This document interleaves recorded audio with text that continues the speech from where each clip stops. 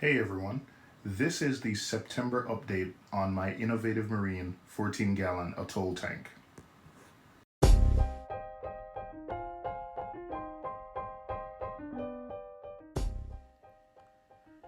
A little background about this tank.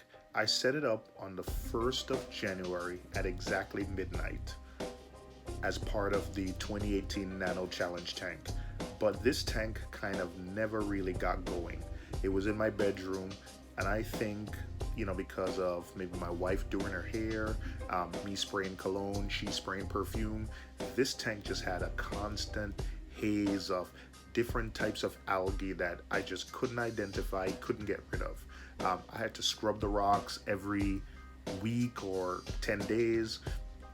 This tank ended up with dinoflagellates. It had a constant haze that I could not get rid of. And so I eventually just gave up and shut it down. I got a new job. I had to travel more for work, and I think 3 different systems, in the apartment was just a little too much to handle. My son had a Peninsula 14-gallon, and I decided that this circular acrylic tank was just way cooler. So why not, replace his Peninsula with this, and that's how we ended up where we are. Alright, so first let's start with the lighting. This tank is being run by a single Kessel A360 WE model. It's not on a controller, it's simply wired into an Apex Junior. It's at one setting, and the Apex simply turns it on for 8 hours a day. There's no ramping up, ramping down. It's attached to the tank via the Kessel mounting arm, and you can see that it's mounted a little bit off center.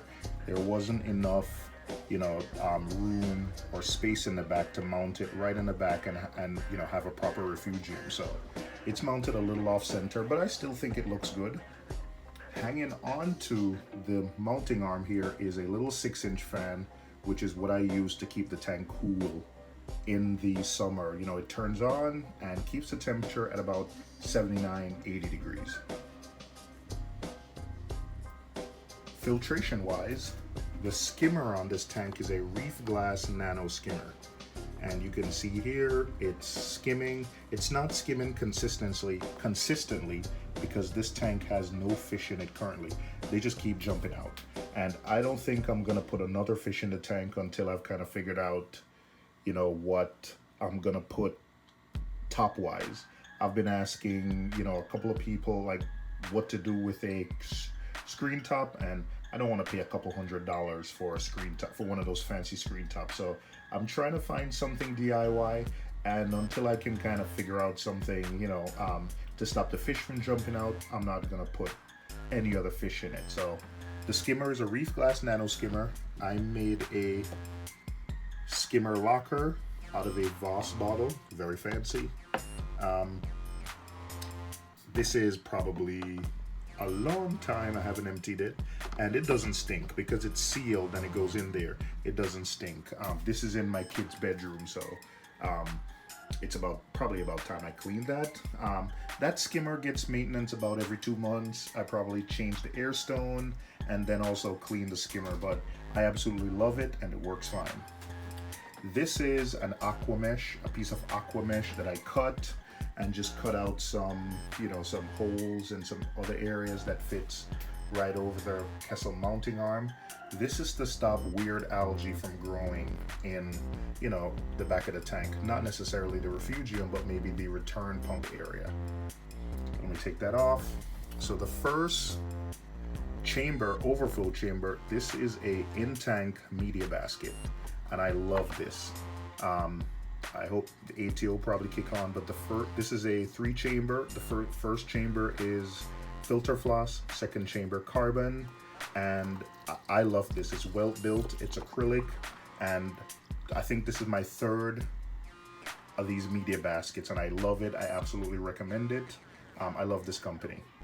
From the same company, in tank, this is their Fuge basket, and this goes into the middle section. And look at that. Let me just move the fan a little bit. Look at that. I have a custom light that comes on for 4 hours a day. 4 hours a day. A custom light that Dave Nano Tank built for me, and yeah, that I mean, you see the Chaeto in it. It grows well, it works well. Nothing good to say about, you know, In-Tank and the products they make.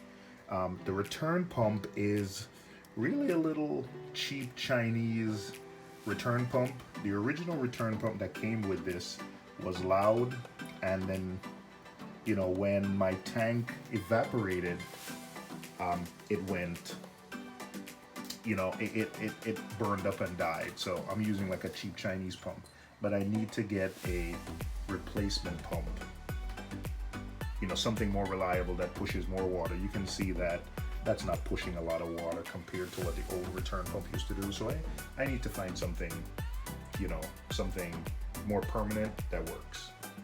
So just finishing up with equipment, I have a Coro Box Wi-Fi doser. That's the dosing pump. It's not plugged in or turned on now. This is dosing the Triton method in, again, custom glass Voss bottles. I combine Triton 3A and 3B.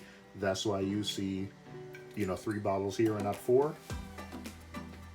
I'm happy with Triton on the big tank, but I don't think I'm so happy with Triton on this small tank. So I'm probably going to be looking for, you know, trying something else on this little tank. We'll see how it goes. It's just an idea I have in my head right now. And this is just a, you know, like a little dosing line holder that, you know, holds the cables, holds in there right above the water. So, and they dose in the most, you know, at the part of the water where there's the most flow. Flow is provided by a Jabo SW2 running on else mode with 2, you know, just 2, and you can see just how much flow the tank is getting. I love these little Jabo pumps. If you clean them, they can last a long time. You will get some duds because they are cheap, but if you clean them and maintain them, I've had 2 of these SW2 now, one for a year plus, one for 9 months, both working, both still ticking, and I clean them probably, you know, every 6 or so weeks. The ATO is an Innovative Marine hydrofill ATO, and I attached just an MJ600 pump that pumps from a, you know, like a little custom ATO container up to the tank. And this is an RO line that is just the, you know, real fills to the tank. Hidden here in this little IKEA container is my Apex Junior, because I am the tech guy, so I do need an Apex on my tank. So this is just an Apex Junior. It's just 4 outlets, so I just connect, you know, the 4 most important things to the tank on the Apex. So I think I have the refugium light, the Kessel, the ATO, and something else I don't remember. And this is just a, what is it, Airport Express that wirelessly, because the Apex Junior is not wireless. The 2016 Apex is wireless, so this kind of connects it to my home network that allows me to control the Apex, you know, wirelessly. One of the challenges with cleaning the tank is cleaning the inside of a circular acrylic tank was a lot of work until I visited Worldwide Corals and I saw them cleaning one of the nanos with curved edges with a Mr. Clean magic eraser, and that has worked wonders for me. And for the outside of the tank, I use the Fritz glass cleaner. I want to thank Sean for hooking me up with this at MacLeod, giving me a sample, and yeah, I love it. I love it on the acrylic round tank here, and I'm using it on the big tank, and I love it.